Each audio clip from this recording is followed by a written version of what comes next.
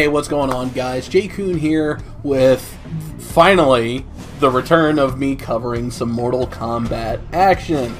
So, the Game Awards gave us what we've all been waiting for. Mortal Kombat 11 is coming. It's coming a lot sooner than we thought. And, of course, the rumor mill has been ablaze ever since. So, I haven't gotten to say this for a while. This is rumor control, and here are the facts.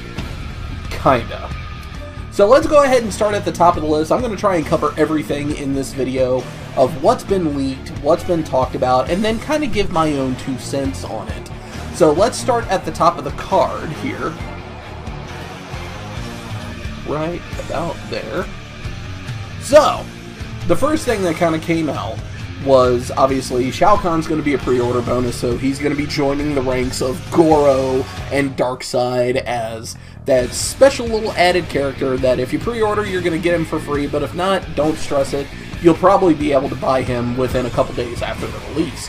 And one of the pictures that was shown, which was leaked from a GameStop in, I think, Italy or Europe, somewhere in there, and it was actually translated later on so the Americans that couldn't read Italian could see what was going on. So we clearly have a picture here of Shao Kahn and what looks like to be samurai armor.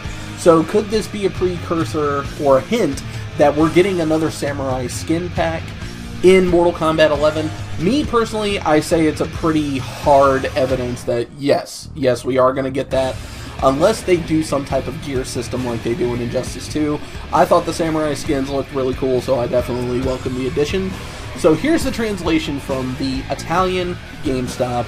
Mortal Kombat is back and is more fit than ever in this new and fantastic evolution of the iconic title.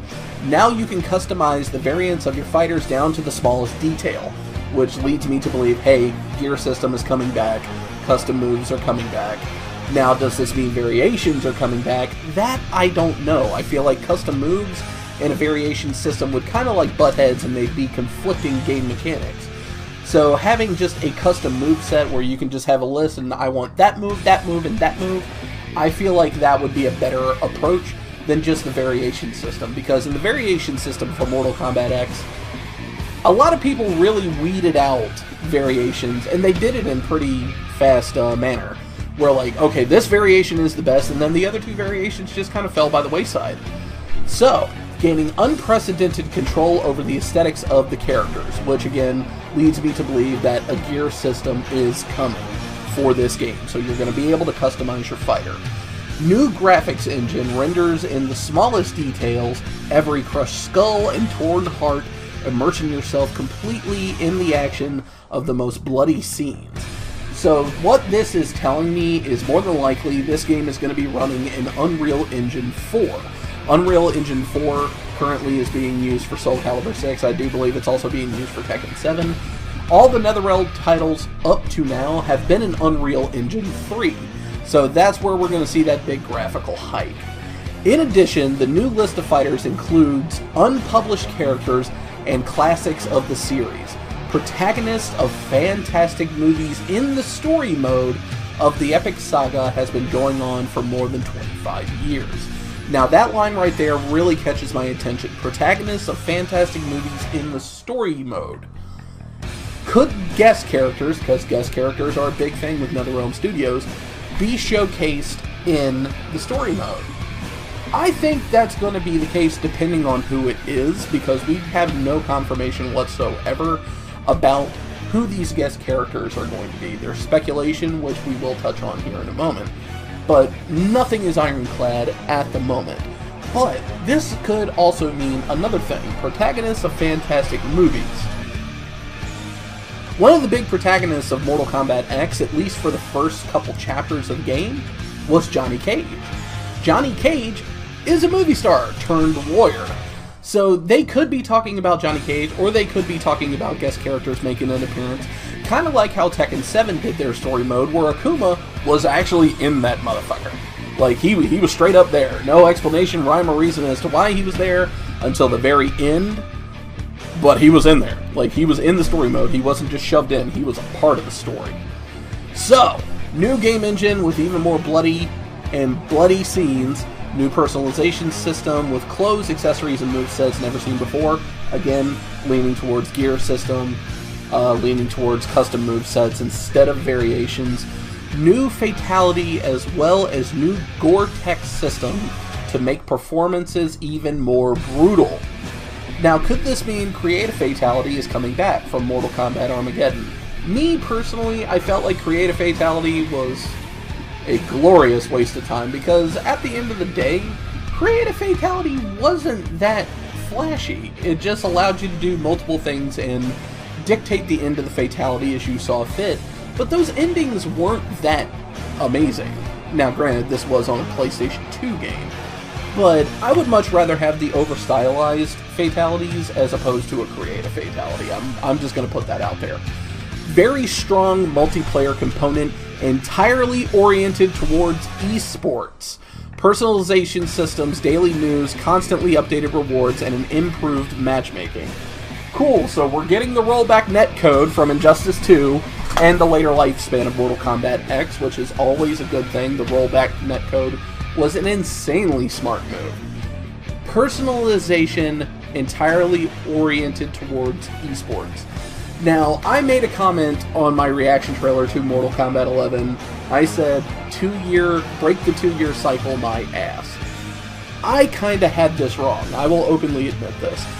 A lot of people were kind of sitting there going, okay, they're trying to break the 2-year lifespan, so we're going to be dealing with Injustice 2 for another year, or even 2 years. And thinking back on that, that's kind of a very silly notion. Injustice, Gods Among Us, and Injustice 2 sold very well. They sold insanely well. But they didn't sell as well as Mortal Kombat X did. And Mortal Kombat is the flagship title of NetherRealm Studios. So why would you break a 2-year cycle on a game that is not your flagship game? Answer is you straight up wouldn't. You would do it on your flagship title. So their course to break the 2-year cycle is going to be with Mortal Kombat 11. I'm going to go ahead and call that right now. But heavy, entirely oriented towards esports, that's where I think they're going to try and do it. They may pull this Tekken 7 or Street Fighter 5 mentality, where there's going to be seasons, and we're going to see steady content for maybe 3, even 4 years with this title. So what we see in the game on release, truth definitely isn't going to be all we're going to see. Like, the usual lifespan for a Mortal Kombat title or a NetherRealm title in general is game releases, DLC comes out, big balance patch, another wave of DLC, and then an Ultimate Edition is announced where all the DLC's in it. And once that Ultimate Edition comes out, that's pretty much when you know, hey, they're done. They're not doing anything else. So let's go ahead and finish up this one and move on to the next. Additional content, Premium Edition includes a steel case. If you're into that kind of thing, that's pretty cool. And a combat pass. So 6 characters in the first wave of DLC, and whatever this 6th battle pass is, which I have no clue yet, but Mortal Kombat X not only had DLC characters, they had costume packs, and they had fatality packs, where they brought back some of the classic fatalities. So maybe the Battle Pass is gearing towards something like that, where it's going to be more costumes and fatalities and gear and special moves, although I really hope it's not special moves. Don't make moves DLC. Something that can change the game mechanics, please don't make that DLC. But I do see it very likely being something along the lines of like, okay, the Battle Pass is going to be costumes and new fatalities. That does make a lot of sense. So let's move on to the next subject, which is where a Best Buy in Canada, the website pretty much confirmed that Liu Kang and Sub-Zero were going to be in the game. Now, I do apologize, you can't read it very well here, so I'm going to read it for you. Return to the NetherRealm and test your might once more in Mortal Kombat 11 for PlayStation 4. It features a state-of-the-art graphics engine that showcases the heat of battle like never before, a packed roster including legends and contenders including Liu Kang, Sub-Zero, and Raiden. Now, I do understand people are very excited over something like this, but let's be fair. Raiden, Liu Kang, and Sub-Zero, was there really ever any doubt they weren't going to be in this game? Liu Kang has been in every single Mortal Kombat with the exception of one, Raiden has been in every single Mortal Kombat with the exception of one, and Sub-Zero has been in every single Mortal Kombat game to date. So, while it does technically count as a leak, I really feel like this one should have kind of just gone without saying. Like, of course they're going to be in the game. So, that one I'm kind of taking with a grain of salt. Now, the other one that was talked about is the one that intrigues me the most, and that is the possibility of Spawn being confirmed for Mortal Kombat 11. So, earlier last week, Todd McFarlane, the creator of Spawn, was doing an Ask Me Anything, and somebody just blatantly came out and said, please tell me Spawn is going to be in Mortal Kombat 11, to which Todd McFarlane replied with, I believe he's on his way. So that sent a lot of people into a frenzy of like, dude, he just confirmed it, myself included. I got incredibly excited over this. Dude, he's going to be in the game, we're going to get Spawn finally, we should have gotten him in Injustice 2, but fuck it, he'll sit better in Mortal Kombat. So, while I am very excited for this, guys, I would definitely say take this with a grain of salt, because I'm pretty sure Todd is not silly enough to sit there and openly break a non-disclosure agreement.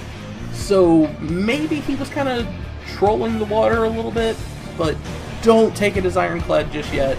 Because I do believe somewhere later on, let's see, even in here, okay, this article does not mention it, but there was an article with Ed Boon that was showcasing that after Todd McFarlane said this on his Ask Me Anything, Ed Boon had no recollection of this conversation whatsoever. So, Spawn could be showing up, but at the same time, don't be surprised if he doesn't. So, let's just leave that one as a hard maybe for right now. So the move we need to go to is the latest one, and this one is the most in-depth from what I've seen. Is this one right here, pulled right off of Test Your Might. Now, Test Your Might, again, is a website you kind of want to take with a grain of salt, but if you ever want any type of knowledge whatsoever on NetherRealm titles, this is kind of the first place you need to kind of go. So this one was kind of set, and they go out of their way to debunk things, but this one had the most information out of all of them, so they don't know if it's real or if it's not. I'm putting it solely in the rumor category for right now, but let's take a look and see what it is. So, a brand new leak, the entire base roster is going to be Scorpion, Sub-Zero, Raiden, Liu Kang, Kitana, Jade, Rain, Sonya Blade, Johnny Cage, Noob Saibot, Smoke, Cyrax, Sindel, Reptile, Goro, Shang Tsung, Kung Lao, Fujin, Bo Rai Cho, Frost, Kenshi, Dagon from Mortal Kombat Armageddon, Kotal Khan, Aaron Black, Cassie Cage, Jackie Briggs, Takeda, Kung Jin, Diedrich? Maybe? It looks like Diedrich. Reina, Garrus, Chronica, which apparently is going to be the main antagonist for Mortal Kombat 11, and Shao Kahn as a pre-order bonus. Combat Pack 1 is going to be comprised of Ermac, Li Mei, Nightwolf, Nimbus, whoever Nimbus is, Michael Myers, and Pennywise from It. So, I don't know if I entirely believe this, just based on the roster alone. But, let's keep going and see what else they got. 3 celebrity voices in the game. Katie Sackhoff is Chronica. Kevin Conroy is Scorpion. Now, that would be pretty cool to have Batman voice Scorpion, but at the same time, I really don't know if I believe it. And then last but certainly not least, Ronda Rousey as Sonya Blade. Now, that I could definitely believe, but why would you get Ronda Rousey when you already have so many well-established voice actors out there that could already play the part? Chronica is the main antagonist, boss, and the goddess of time. She originally appeared in several endings in previous games. Raiden is the sub-boss of the game. Garrus is at odds with Chronica, who wants to manipulate time to erase multiple timelines. Garrus is attempting to thwart her plan by working with chosen warriors from different timelines. Reina is a new Outworld character and Devora's replacement in Kotal Khan's army. Diedrich is a black dragon and Kano's son. Okay, so that's making a lot of more sense then, because Kano's ending in Mortal Kombat X did talk about he was hard tempering his son to eventually take over the Black Dragon. Tag Team mode returns, works the same as MK11, both on and offline. Tag mode was such a missed opportunity in MK9, so I really hope they do something with that this time around, especially if this winds up being true and it's back. Brutalities will also be the same as in MKX. Another thing that would be a great thing to keep, brutalities were awesome, and it was also a cool way to end the match fast and still get what I would like to call a bloody finish. And you don't have to sit through a massive animation of fatalities. Now, that means the world to me, because I'm a tournament player. Fatalities wind up being a waste of time, and depending on who's sponsoring you, you're not allowed to do fatalities in tournaments anyway. So brutals, I think, are like a really good way to have a loophole in that department. Harakiris replace quitalities in online matches. Each character has a different animation of suicide. They are only available in online matches and cannot be used or inputted by a player as a form of finisher otherwise. Now, this is a part that disappoints me. Yes, it's cool that they're embellishing on quitalities, but honestly, I felt like quitalities were enough. Harakiris, though. Harakiris got introduced in Mortal Kombat Deception. Yes, I'm an old head. I played that game. I was there when that game first came out. Harakiris was that great way of like, well, you just got your ass whooped, and he's about to fatal you. It was your one last chance to just yank the rug out from underneath your opponent and steal his glory. So I really hope that winds up not being true, or if it is in the game, that we are able to do it right before we're about to get fatality. So, fingers crossed on that one. Combat Pack will release character by character through the course of the summer. There will be a second pack of 6 more characters later in the year and into the following year. Combat Pack 2's characters are not yet completely set in stone. So that's going to be following the same motif as any other NRS title. X-rays are no longer what they used to be. They are now used as animations mid-battle during certain specials to feel more fluid and cinematic. In their original place are Mortal Kombat's take on Injustice Supers. Okay, now that I can kind of get behind, but that's only from a nitpicking point of view. Simply out of the fact that, let's be fair, a lot of the X-rays that we see, you just kind of sit there and go, well, they should be dead already. Like, that thing went where? Stuck through who? So I kind of felt like a lot of the X-rays were a little far-fetched to the point of like, okay, like, that alone should have killed the guy. So I'm actually kind of in favor of rather having supers than X-rays, even though X-rays are kind of a staple in Mortal Kombat now, ever since Mortal Kombat 9. New time towers are introduced, work similarly to towers in Injustice 2, all timed and daily or weekly, used to unlock rare moves and attire. There are regular arcade towers as well. Good, they had living towers in MKX, and then they had the multiverse in Injustice 2. So it's a very good thing to see them bringing that back if this winds up being true, because not only does it give us something to do to like go grab that really special rare extra move or that really rare piece of gear, but you give the casual audience, the people that don't want to go online and fight other people, something to do, which is absolutely fantastic. NetherRealm has always been good to not only catering to the competitive crowd like me, but to the casual audience as well. So good on them for that. Test Your Might and Test Your Luck returns. Good. Something else to kind of have some fun with and also appeal to the casual audience. Attires and movesets are made in custom variation menus. They are unlocked through the new Crypt. Time towers and reaching specific characters are profile goals by leveling. They are not random drops through loot boxes. Leveling your profile and characters is done by winning matches, pulling off fatalities, and other specific character feats. So, alright, this is very much akin to the faction battles and the daily bounties that you could do in Injustice 2, the faction battles being in MKX. So, everything's going to be available for you to get in-game, no microtransactions, no pay-to-win mechanics. Fantastic. Exactly how they should be. Just keep playing and you will eventually get this stuff. I love it. Story mode is 15 chapters long. MK11 brings over the multiple character branching battle choices from Injustice 2. Cool, I like that. There are more than 12 cameos from other Mortal Kombat characters throughout the story mode, but no cameos you can fight against in like MKX. Okay, so I don't know exactly what they're getting at with that. No, wait, never mind. I do know exactly what they're getting at. So in Mortal Kombat X, there were certain points in the story where you fought Baraka, Sindel, and Rain. And those 3 characters were not available in the roster whatsoever. So what they're saying is that's not going to happen twice, which I think is a very smart move, because a lot of people did get kind of upset of like, dude, we fought them in the story mode, you clearly have a moveset for them, put them in the fucking game. There are 15 arenas, with about half of them returning classics, including the likes of Shang Tsung's Courtyard, the Pit, the Dead Pool, the Lin Kuei Temple, and Shao Kahn's Throne Room.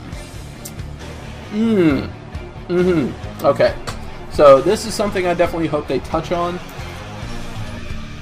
In Mortal Kombat X, we only got the addition of 1 extra stage. In Injustice 1 and Injustice 2, we got no new stages whatsoever. If you can give us characters, give us extra stages as DLC too. Like, I will happily buy extra stages just to have more places to fight. So I really hope that's something that they do this time around as well. So there is a lot of what-ifs right here, right now, guys. And not all of it I entirely believe. I believe some of it, but I don't believe all of it just yet. But unfortunately, everything is just kind of hearsay at the moment, and we're not really going to know more until they actually show us the game. So the best advice I can give for anyone right now is just take everything you see with a grain of salt, prepare for the worst, and hope for the best. But that's got all the time I have for you guys today. I definitely went a little long on this one, but I wanted to try and get all the subjects done in one go. So thank you very much for watching, guys. I definitely appreciate the support. I hope you guys are looking forward to the reveal of Mortal Kombat 11 as much as I am. So a special announcement on that. The MK11 reveal invites went out, and I was actually one of the lucky few that got chosen to go attend the event. So, unfortunately, we do have to pay our own way to this, so I'm kind of reaching out to everyone I can, including you guys, for a little bit of help. So if you want to come contribute for the fund to get me over there, and obviously if they'll let me record footage and everything, I will be sharing it with you guys immediately. I will give you a link to my PayPal down below if you want to help contribute to the trip and everything. It's a once-in-a-lifetime opportunity, so I'm really hoping I can get this pulled off. But thank you everyone for watching. I appreciate the support. As always, if you like what you saw, please hit that subscribe icon and tap that bell as well. That way you always know when I have new content for you to watch. And let me know what you think about the rumor mill going on right now. Leave a comment down below. Let me know what you think. I promise to read them and comment as I usually do. But thank you everyone for watching. I'm gonna quit rambling now, and I'll see you guys in the next one.